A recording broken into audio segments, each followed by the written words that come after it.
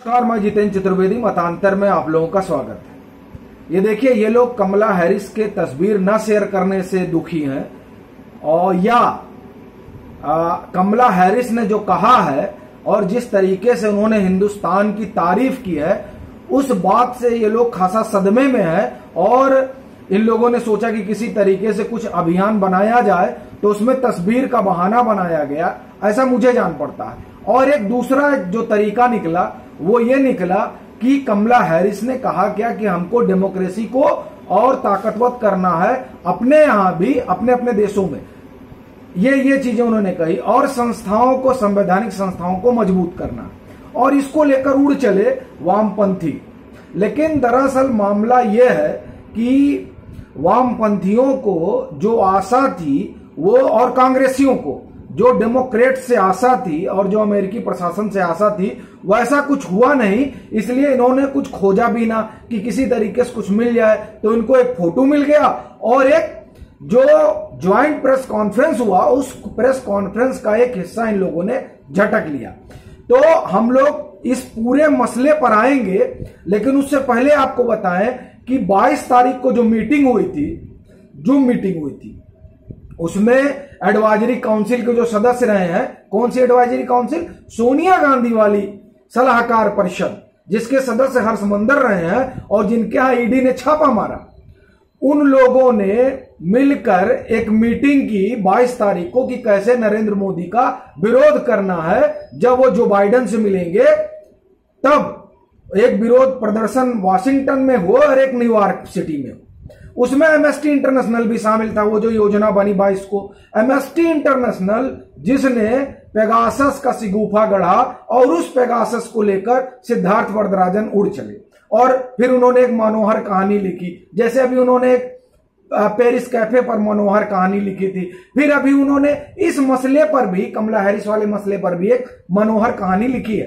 तो इन लोगों को लगा था कि जब वहां पर ये लोग नरेंद्र मोदी पहुंचेंगे तब वहां पर डेमोक्रेट्स और जो वहां का प्रशासन है वो बड़ी गर्मजोशी से उनका स्वागत नहीं करेगा। आप देखिए जो तस्वीरें हैं, आप तस्वीरें देखिए, तस्वीरें बता रही हैं कि किस तरीके से आह्लादित हैं कमला हैरिस। लेकिन वहां के उपराष्ट्रपति हैं, ये आप जानते ही हैं, और वो जो कह रही हैं और जो तस्वीरें आ रही हैं उससे जाहिर होता है कि प्रधानमंत्री को लेकर कितना गंभीर है वो लोग। लेकिन यह गंभीरता बहुत लोगों को पसंद नहीं आई। वो इसलिए चूंकि ये मानकर चल रहे थे कि ये वही डेमोक्रेट है जिन्होंने प्रधानमंत्री, जब मुख्यमंत्री हुआ करते थे तब इन्होंने अमेरिका आने से उनका विरोध किया था अमेरिका, और तब उनको जो है अमेरिकन वीजा नहीं दिया गया था। अब ये वही डेमोक्रेट है, ये वही डेमोक्रेट है जो यहां की सरकार को कितना पसंद करते हैं, या आप समझिए कि किस तरीके से हिंदुस्तान के खिलाफ अभियान चला गया कोविड में। ये वही डेमोक्रेट और यही सरकार, वही सरकार है। तो इसलिए इन लोगों को लगा था कि ऐसा ही कुछ होगा, लेकिन हो गया उल्टा। जिस वैक्सीन को लेकर वामपंथी हमेशा और कांग्रेसी अभियान चलाते रहे, उस वैक्सीनेशन ड्राइव की कमला हैरिस ने भूरी भूरी प्रशंसा की और कहा कि जो जिस तरीके से भारत इस दिशा में काम कर रहा है वो बड़ा काबिले तारीफ है। यही नहीं, उन्होंने पाकिस्तान को भी आड़े हाथ लिया और कहा कि नहीं, ये जो आतंकवाद की फैक्ट्री बना हुआ है पाकिस्तान, ये एशिया पैसिफिक रीजन के सिक्योरिटी के लिए सही नहीं। अब ये इन लोगों को आशा नहीं थी। इन लोगों को लगा था कि कमला हैरिस कहेंगे ओ डिस्गस्टिंग, तुम लोगों ने ये क्या कर दिया है, और ये देखिए आपके यहां जो है कोविड को लेकर किस तरह से आंकड़े छुपाए गए, जैसा कि इन लोगों का दावा था, और वैक्सीन कोविड को लेकर आपके यहां कोई बढ़िया प्रबंधन नहीं था, वैक्सीनेशन को लेकर आप लोगों का जो फैसिलिटी हो कितना घटिया है, इस तरीके की बात होगी। लेकिन यार ऐसा तो हुआ नहीं। अब सिद्धार्थ वरदराजन माथा खुजलाने लगे, इधर जो है कांग्रेसी रोने गाने लगे कि यार हमने तो वैक्सीन पे बड़ा अभियान चलाया था कि आपकी वैक्सीन फर्जी है। और एक चीज देखिए, वो वैक्सीन लगा के प्रधानमंत्री गए हैं। अब ये भी एक बड़ी दिलचस्प बात है। ये मैं कहीं पढ़ रहा था, ये बड़ा गजब तथ्य है कि कोवैक्सीन लगाकर अमेरिका जाने वाले पहले राष्ट्राध्यक्ष, ये बड़ी दिलचस्प जानकारी है। और ये वाकई में जानकारी फैक्चुअल है। पीएम ने कोवैक्सीन ही लगवाया। तो बताइए, कोवैक्सीन लगाकर वो जाते हैं, उनसे कमला हैरिस भी मिलती हैं और जो बाइडेन भी मिल रहे हैं।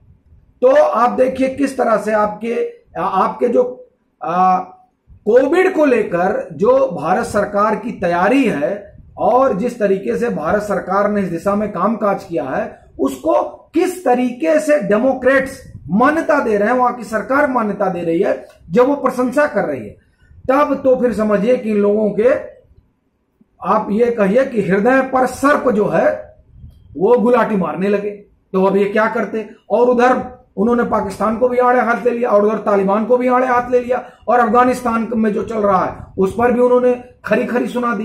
तब इन लोगों ने अपनी कलम खुरची और ट्विटर पे खोजना शुरू किया। मिल गया इनको सुब्रमण्यम स्वामी का ट्वीट, और उसके बाद तो ट्वीट को ले उड़े और फिर उस ट्वीट पे चर्चा हुई और यह हुआ कि देखिए उन्होंने कहा कि जो असंवैधानिक व्यवस्थाएं हैं उनको मजबूत करने की जरूरत है। जो लोग इस बात को कह रहे हैं और उसको इस तरीके से पेश कर रहे हैं कि संवैधानिक व्यवस्थाएं कमजोर हुई हैं, उनको बस एक उदाहरण दूंगा कि जो प्रधानमंत्री है, उस प्रधानमंत्री और आप कहिए उस कैबिनेट के द्वारा पारित कानून को राहुल गांधी फाड़कर फेंक देते हैं। यह है संवैधानिक